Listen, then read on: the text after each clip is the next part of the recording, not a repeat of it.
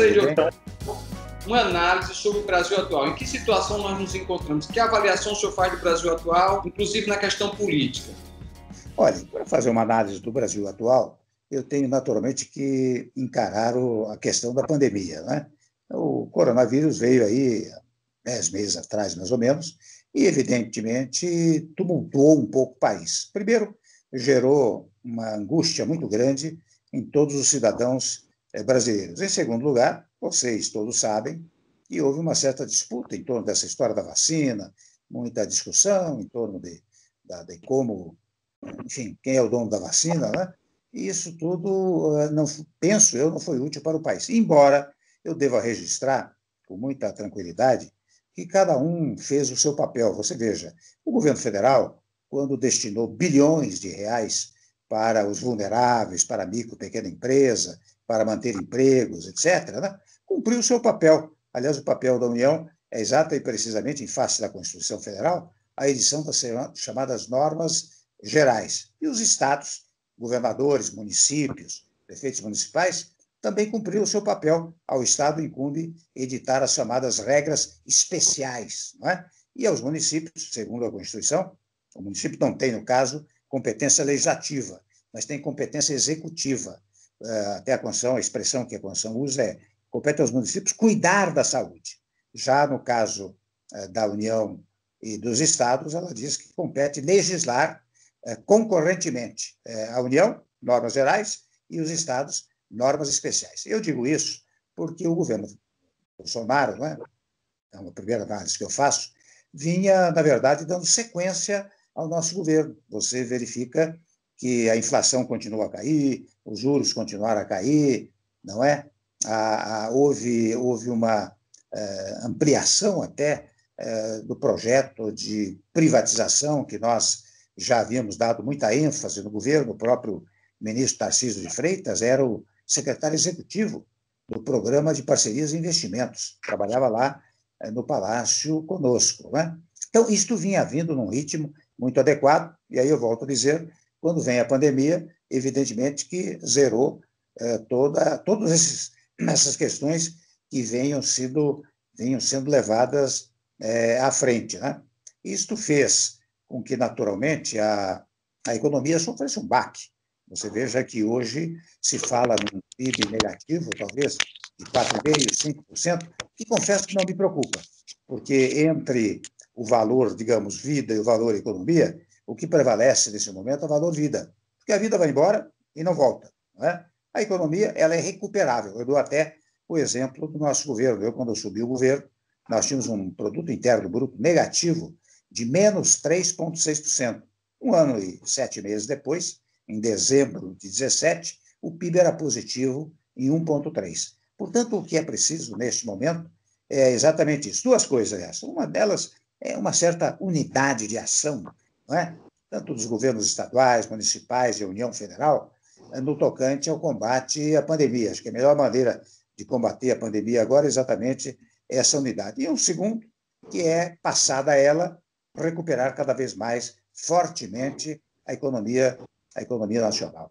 O senhor avalia que o presidente Bolsonaro ele deveria rever ou pelo menos atenuar o comportamento dele com relação aos governadores, e os governadores, por sua vez, também, no caso principalmente do governador Dória? O senhor acha que até a questão 2022 ela está atrapalhando o Brasil em se sair melhor nessa questão da pandemia? Em primeiro lugar, o que está em pauta agora não é e não deve ser a eleição de 2022. Deve ser a preservação da vida. E preservação da vida seria, eu volto a repetir, né? Seria essa unidade que o país tanto carece. Você sabe que ao longo do meu governo, ao longo da minha vida pública em geral, eu sempre preguei uma harmonia muito grande entre as instituições todas, não só entre os poderes, legislativo, executivo e judiciário, mas de igual maneira entre estados e União. Então, eu acho que seria extremamente útil que os governadores e o governo federal se entendessem, né? Você se recorda, num dado momento, o presidente Bolsonaro até fez uma reunião,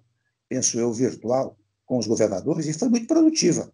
Houve boas repercussões, né? E isso dá também, não é, Everton? Dá tranquilidade ao povo.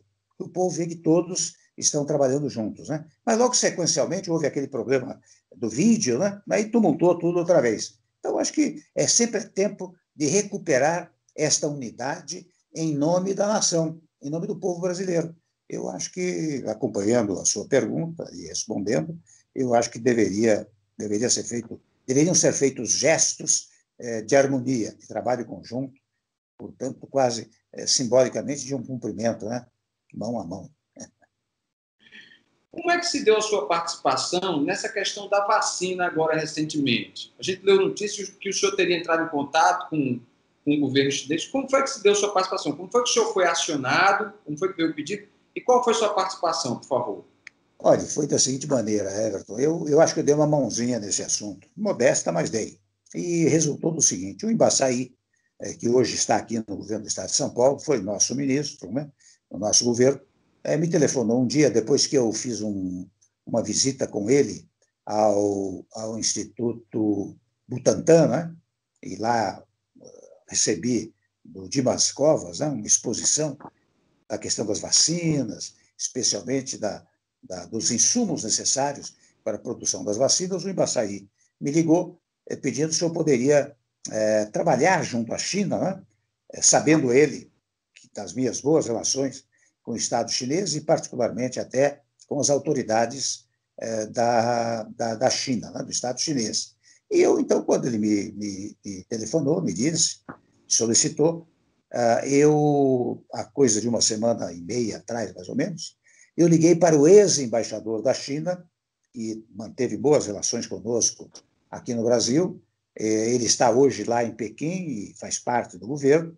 Liguei a ele e disse: olha, peço que transmita ao presidente Xi Jinping, com quem você sabe que eu tive uma ótima relação, uma relação muito, não só institucional, muito fértil, mas quase pessoal. Então, eu peço que você transmita um apelo pessoal meu, como ex-presidente, em nome de todos os brasileiros, o que ele fez. Ele disse imediatamente que faria, etc. Muito bem. Logo em seguida, eu tinha deixado um recado para o embaixador da China e agora, precisamente no dia 25, nós marcamos um encontro telefônico, né? Eu liguei para o embaixador, conversamos lá uns 17, 18 minutos, e ele me disse, então, que já havia chegado o meu pedido lá à China e que os insumos já estavam praticamente sendo acondicionados. Há uma outra questão técnica, mas em pouquíssimos dias os insumos viriam para o Brasil, tanto naturalmente para o Instituto Butantan, como para a Fiocruz, né?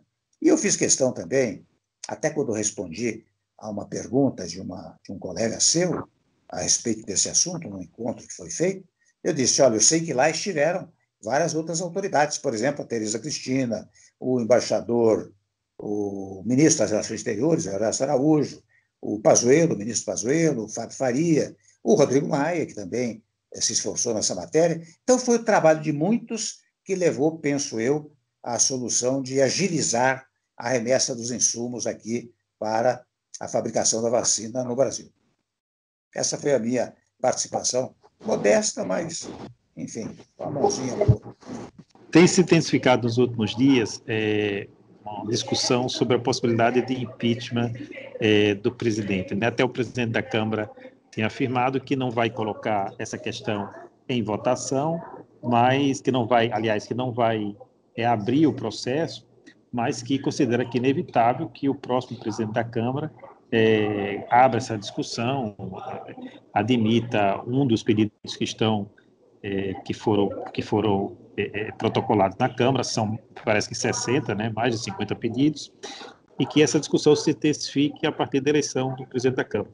O senhor que enfrentou essa discussão quando estava na presidência, como é que o senhor vê esse debate que está cada vez mais intenso na política nacional? Olha, em primeiro lugar, eu quero falar muito teoricamente, inicialmente, né, dizer que o impeachment é sempre traumático para o país. Eu cheguei ao governo, vocês sabem, em razão de um impeachment, né, de um impedimento.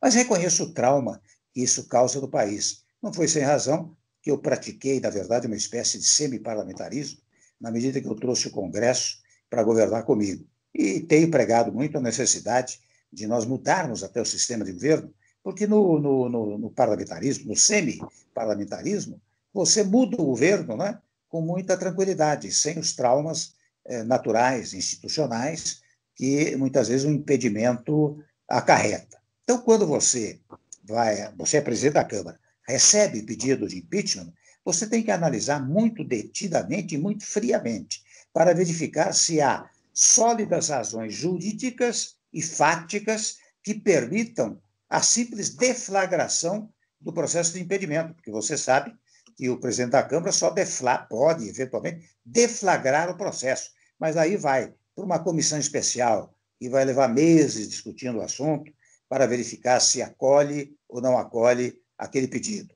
Se acolher, vai para o plenário da Câmara dos Deputados e, mais numa longa discussão, vai verificar se considera ou não procedente a acusação. Se considerar procedente a acusação, é que vai para o Senado Federal. Né?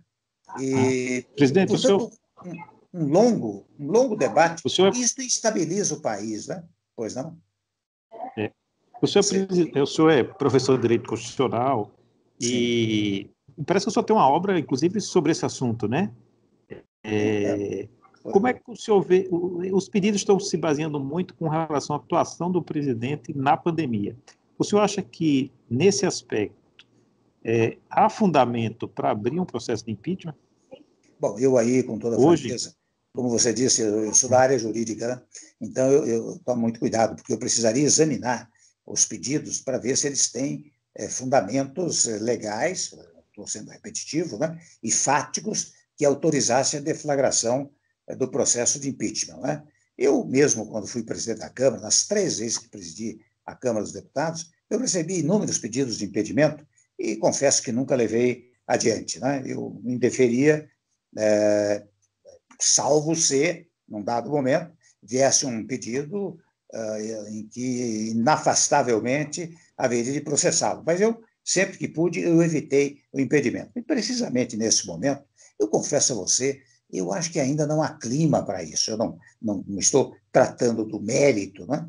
Mas eu verifico que não há clima para isso. Você verifica que hoje ainda uma boa parte da população acha que o presidente Bolsonaro agiu corretamente no tocante à questão da vacina. Não é? Então, se você não tem um núcleo muito grande da população pleiteando o impedimento, eu acho que é difícil o Congresso sensibilizar-se para isso. E se não for para, ao final, decretar o impedimento, apenas fazer a agitação do impedimento, não vale a pena, porque durante o processamento, como eu acabei de dizer, há uma grande instabilidade institucional.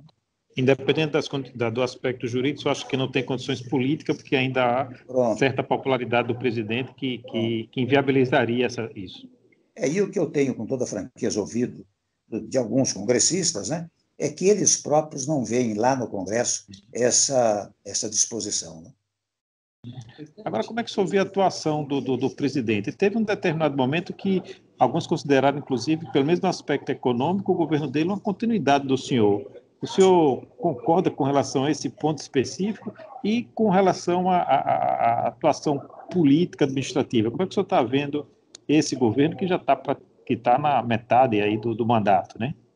Bom, eu concordo, em primeiro lugar, com a sua afirmação de que realmente o governo dele, né, foi uma continuidade do nosso governo. Você vê que ele, por exemplo, eu tinha feito grandes reformas no país, a reforma trabalhista, a reforma, o teto de gastos públicos, a reforma do ensino médio, a queda da inflação, a queda dos juros, a recuperação das estatais, há muitas privatizações, e o presidente Bolsonaro continuou na mesma linha. Né? Aliás, eu devo até registrar que ele tem sido muito correto com o meu governo, porque não há um momento sequer em que ele tenha falado mal do nosso governo. Né?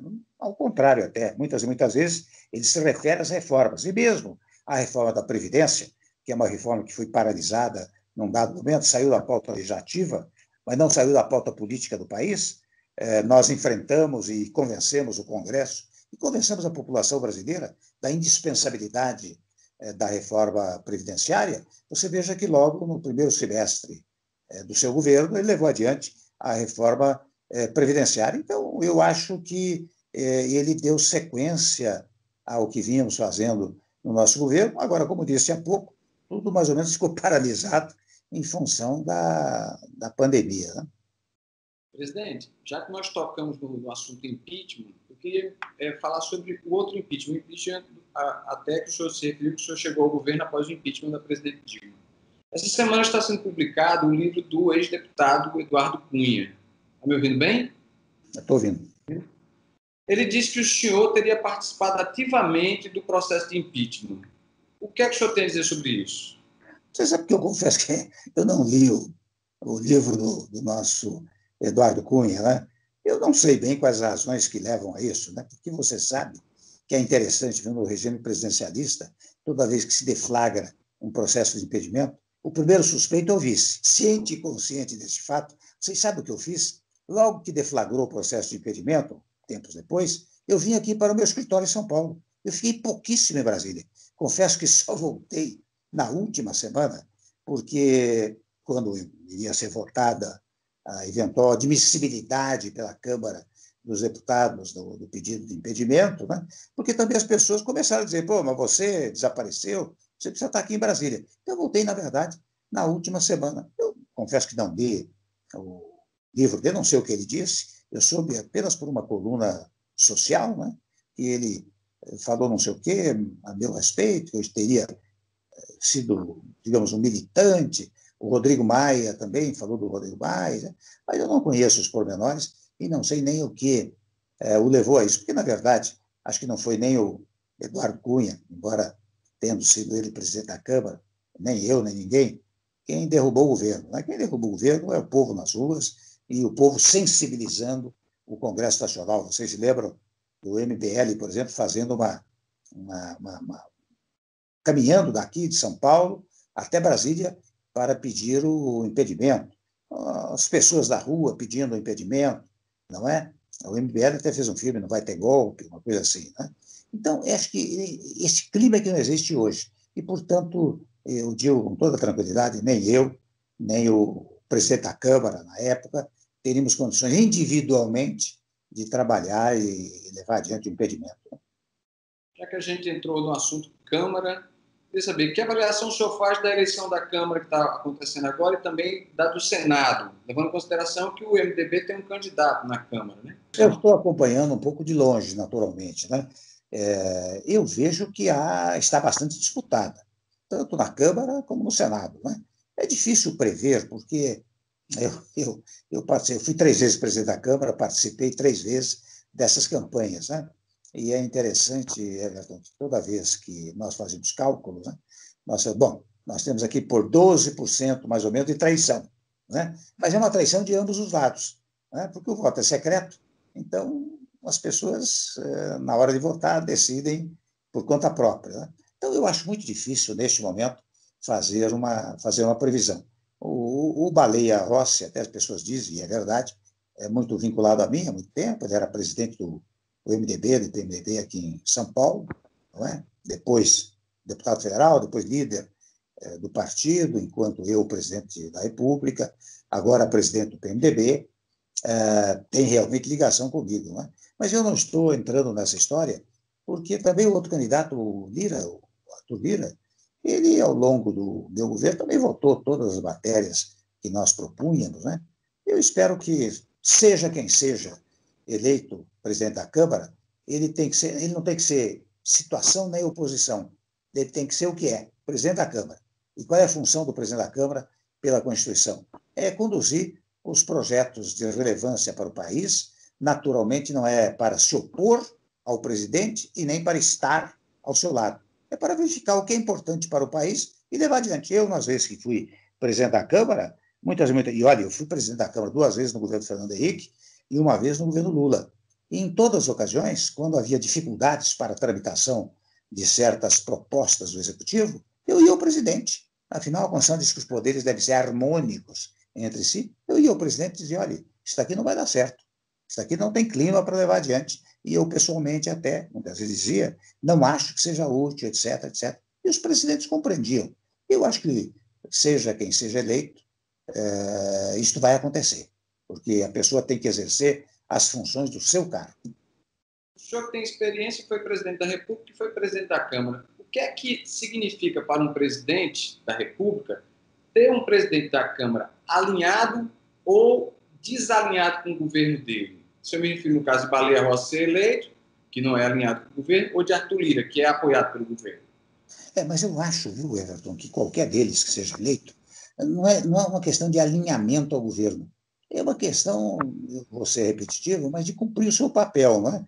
Então, não adianta alguém dizer, eu fui eleito e sou oposição ao presidente da Câmara, ao presidente da República. Isso não existe. Ou fui eleito e sou alinhado ao presidente da República. Isso também não existe. O que existe são poderes independentes e harmônicos entre si. Eu acho que qualquer deles deverá exercer esse papel com esta significação constitucional. É claro que se você tiver um presidente que seja contra, você é presidente da República, você tem um presidente da Câmara ou do Senado contra você, trabalhando contra você, é muito ruim. Mas, ao trabalhar contra, ele está desarmonizando a relação dos poderes. E se está desarmonizando, ele está praticando uma inconstitucionalidade, porque ele, presidente da Câmara, presidente do Senado, presidente da República, não são autoridades por conta própria. São autoridades constituídas. Quem tem autoridade é quem tem poder. E quem é que tem poder, diz a Constituição? É o povo. Né? Aquela história, todo poder emana do povo.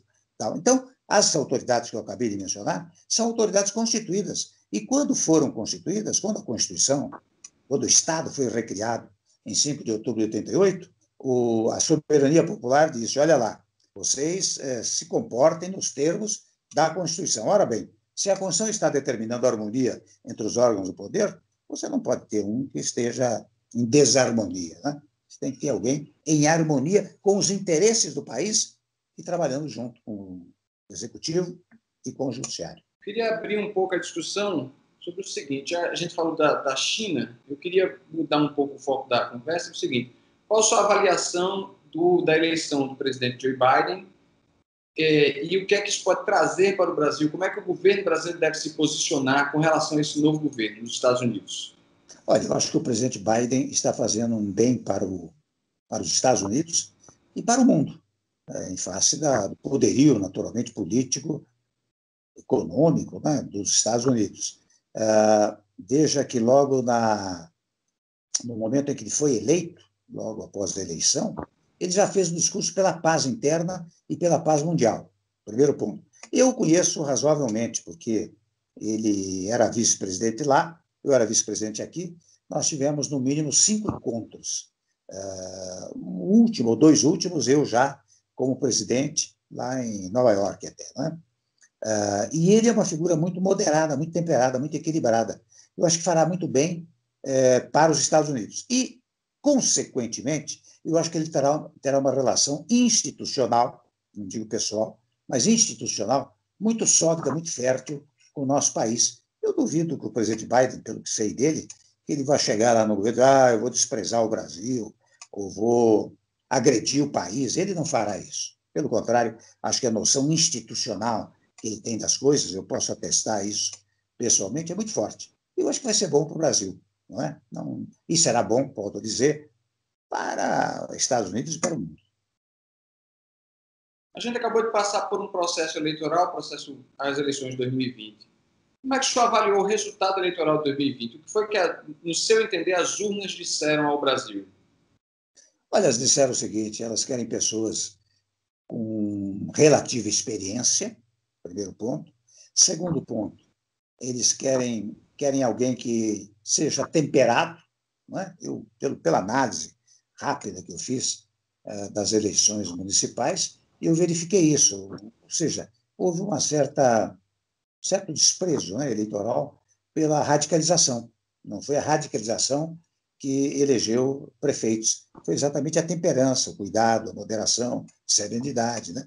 Pelo menos na grande maioria dos municípios. Eu vejo que isto ocorreu e acho que foi útil para o país. Eu confesso que essa radicalização de lado a lado não é útil. É claro que as pessoas podem ter as suas opiniões e tudo isso, né? Mas se colocar brasileiro contra brasileiro não é bom. O brasileiro tem que estar com brasileiro. Portanto, a ideia da harmonia, da paz entre os brasileiros é uma coisa importante. Por isso que eu digo, a eleição municipal ajudou a revelar a necessidade de uma certa pacificação nacional. Nada impedindo, né, com que você tenha seus programas administrativos, sustente-os com muito vigor, com muita força, mas sem agressividade. Eu acho que a agressividade, nesse caso, não produz bom resultado. E nesse contexto, então, como é que o MDB pode se posicionar com relação a 2022? Eu acho que o MDB sempre foi um partido da moderação, né? Um partido sempre interessante.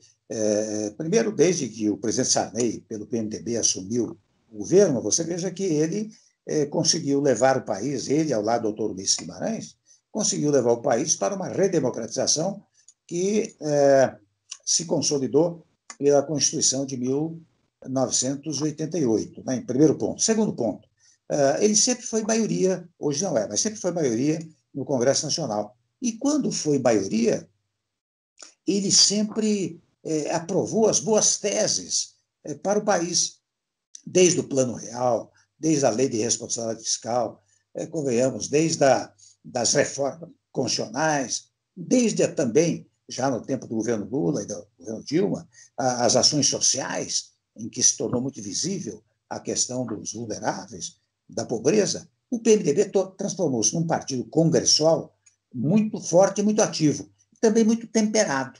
O PMDB nunca foi de posições radicais. Vocês vejam aí, no Rio Grande do Norte, só simplesmente o exemplo, a figura da Luiz Alves, né?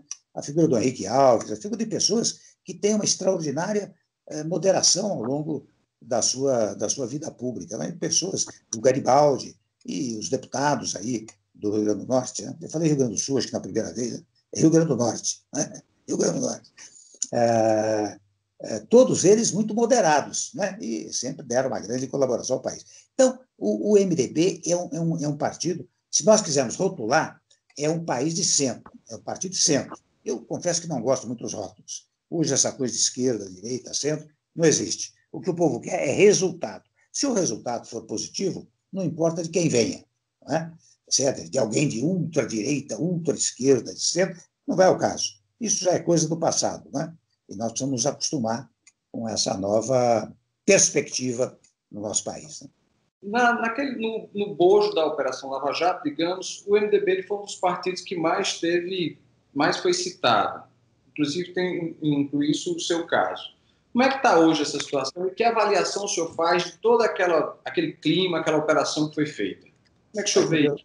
Em primeiro lugar, o PMDB não foi o mais citado, foi um dos citados, né? Porque basta dizer aquele rapaz que foi lá e disse assim, olha aqui, eu colaborei com 350 deputados, né? Imagine você, o PMDB não tem 350 deputados, né? Então, a primeira observação que eu faço é essa. No meu caso, especialmente, vocês sabem que eu fui vítima de várias tentativas até de me derrubar do governo naquela época, uma tentativa até institucional. Setores institucionais tentaram exatamente isso, né? Mas não conseguiram. E não conseguiram, e hoje se vê por que não conseguiram. Você sabe que ao longo desses últimos tempos, graças a Deus, tem havido um reconhecimento muito significativo do nosso governo, primeiro ponto. E segundo ponto, no plano judicial, você sabe que desde aquela tal gravação, que já foi julgada imprestável por decisão de primeiro grau de jurisdição em Brasília e confirmada em segundo grau no Tribunal Regional de Brasília.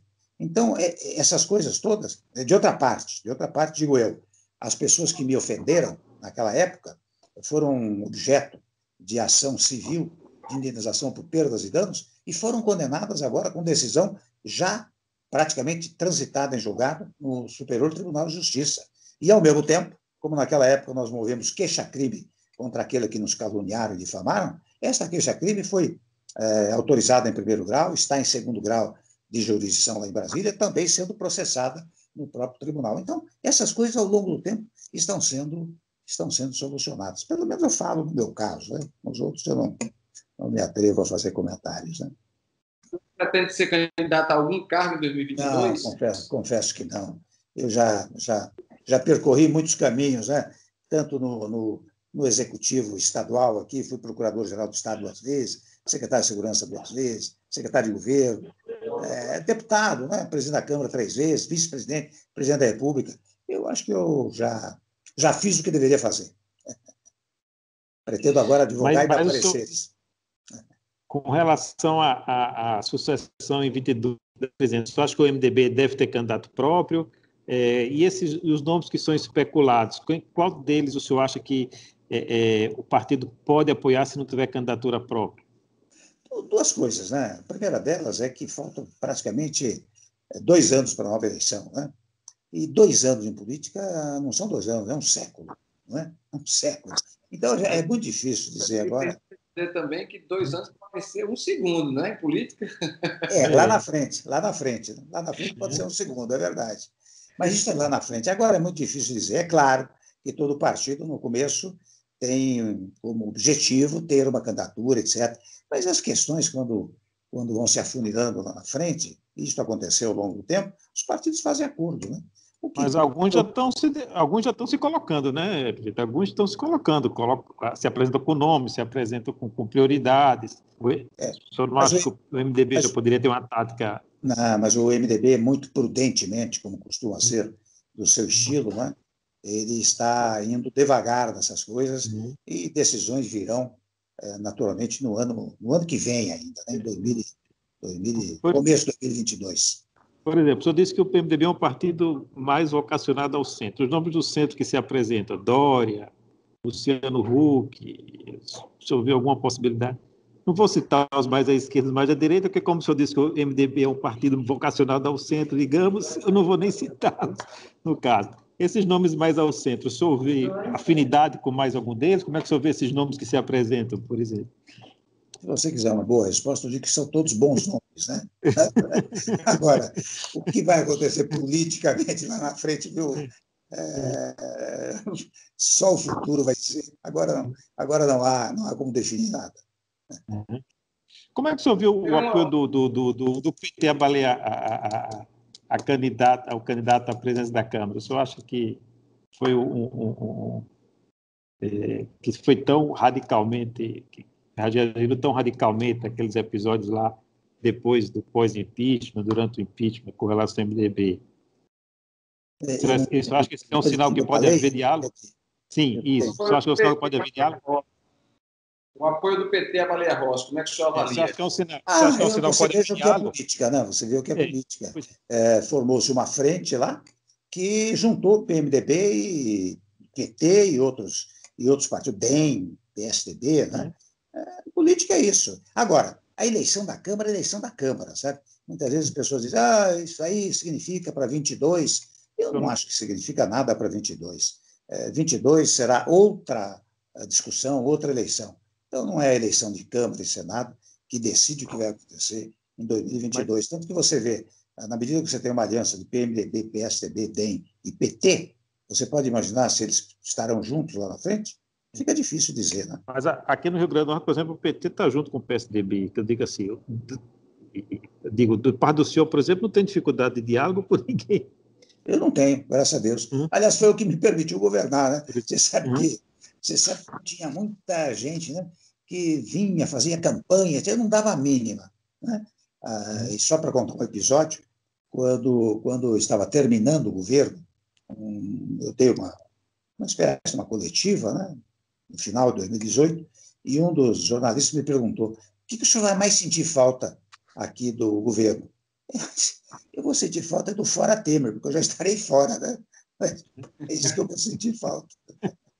Tem uma última pergunta, da minha parte, a minha última pergunta. O senhor acha que a democracia corre risco no Brasil ou não? E se há algo que possa melhorar nesse aspecto, com relação a isso? Nenhum risco, viu? Nenhum risco. Você sabe que primeiro, evidentemente, se examinando a Constituição, nós temos uma solidez jurídico-institucional muito forte. Primeiro ponto.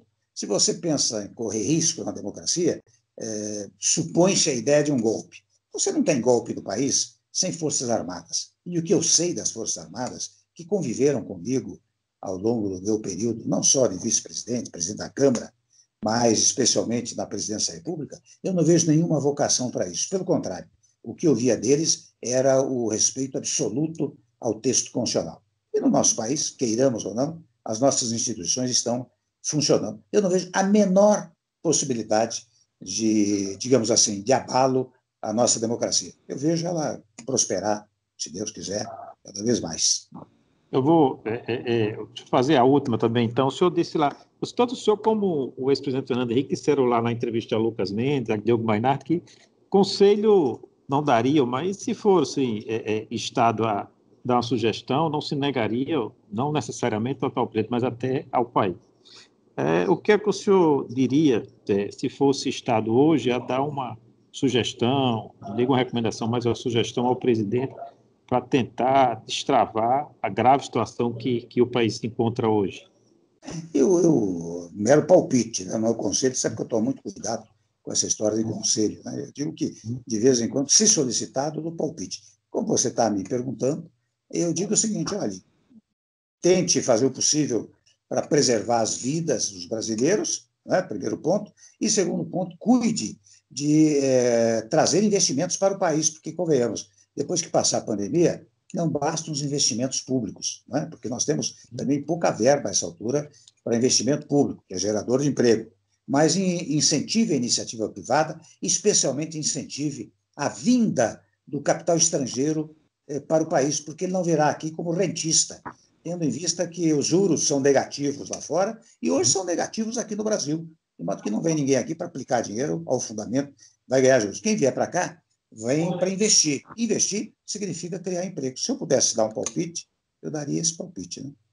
A ponte para o futuro se revelou algo irrealizável, presidente? Não, porque ela foi realizada.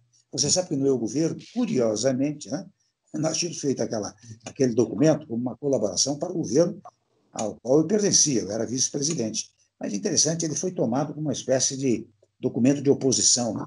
E como eu cheguei à presidência da República, o que eu fiz foi aplicar a ponte para o futuro. Você veja que a recuperação do PIB, quando eu assumi o governo, o PIB era negativo em menos 3,6%. Um ano e 7 meses depois, era positivo em 1,3%. A inflação, a queda dos juros, tudo aquilo estava previsto na ponte para o futuro. A reforma trabalhista, a reforma previdenciária, a reforma do ensino médio, o teto para os gastos públicos, tudo previsto na ponte para o futuro. Então, ela foi realizada. O que talvez precise agora é uma nova ponte para o futuro, um novo programa para dar sequência a isso.